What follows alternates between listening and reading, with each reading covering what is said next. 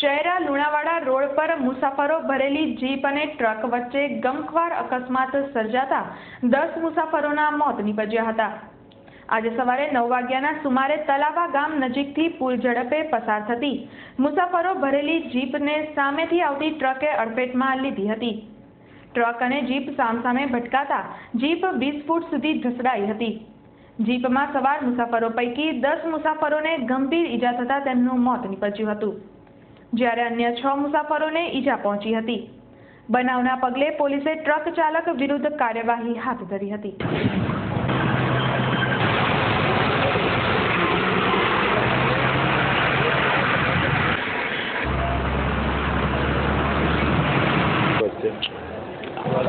શું કહે છે?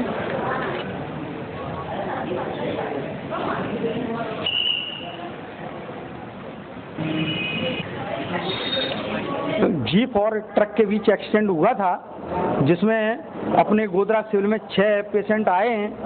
6 में 3 की हेड इंजरी के हैं और हालत गंभीर है। उनका तात्कालिक सारवार और ऑक्सीजन पे उनको रखा है, वेंटिलेटर पे अच्छी तरह से उनका ट्रीटमेंट हो रहा है और 3 की हालत सामान्य है और 10 डेड बॉडी आई हैं, वो पोस्टमार्टम रूम में रखी हैं। अभी पुलिस कार्रवाई चालू है। जैसे इंक्वेस्ट भर जाएगी तो उनकी पीएम की सब व्यवस्था हमने सिविल सर्जन के संकलन में कर रखी है।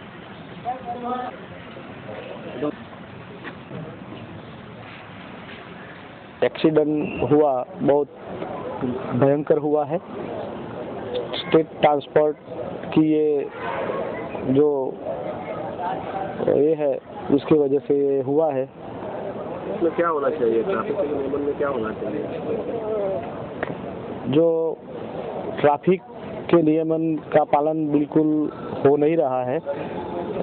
प्राइवेट साधनों में सब लोग अप डाउन कर रहे हैं, इसकी वजह से ये हुआ है। હાલોલમાં કાલોલ રોડ પર ત્રાટકેલા લૂંટારુઓએ એક દુકાનમાંથી 26,000ની મત્તાની લૂંટ ચલાવી હતી। હાલોલમાં તંદુર ધાબાની બાજુમાં રહેતા અરવિંદ પંચાલ તેમના મકાનમાં જય મીરા કોસ્મેટિક જનરલ સ્ટોર ચલાવે છે। ગુરુવારે તેમના પત્ની સોનલબેન એકલા હતા, ત્યારે મળસ્કે તાળું તોડી તેમના ઘરમાં ધસી આવેલા 7 લૂંટારુઓએ 22,000 રોકડા અને 4,000ની કાનબુટ્ટીની લૂંટ ચલાવી હતી। 26,000ની લૂંટના બનાવ અંગે પોલીસે ડોગ સ્ક્વોડની મદદથી તપાસ હાથ ધરી હતી।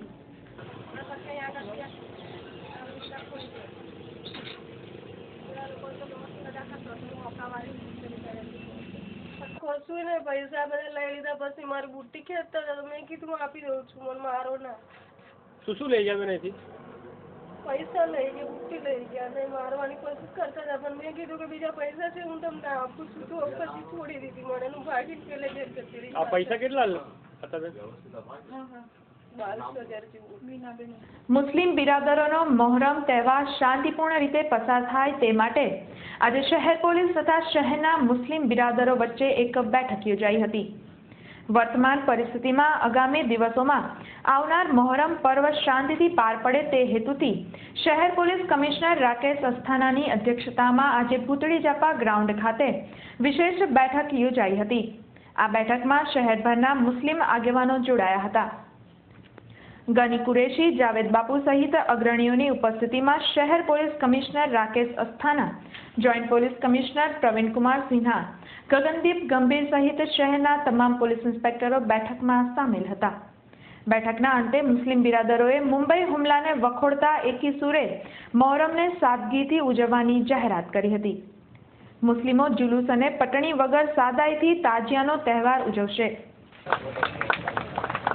આ લોકો સાથે એક મીટિંગનું આયોજન કરવામાં આવ્યું મોહર્રમના તહેવાર નિમિત્તે, અને તાજિયા કમિટી તરફથી એ નિર્ણય લેવામાં આવ્યો છે કે તહેવાર સાદગીથી મનાવવામાં આવશે। પોલીસ બંદોબસ્ત રાખશે અને તમામ પગલાઓ લેશે એનાથી શહેરમાં શાંતિ રહે। કે બોમ્બેના અંદર જે બોમ્બ ધડાકા થયા છે અને એના અંદર શહીદો જે થયા છે એ શહીદોને શ્રદ્ધાંજલિ આપવા માટે આ વખતે મોહરમ શાંતિથી મનાવીશું અને 9મા ચાને બી અમે શાંતિથી અમારી જગ્યાએ તાજિયા બેસાડી રાખીશું અને 10મા ચાને શાંતિથી ઢોલ તાસા વગર તલાવ પર લાવીને અમે એને તાજિયાને ઠંડા કરીશું। અને બીજું કે તાજિયા કમિટીએ આ વખતે નિર્ણય જે લીધો છે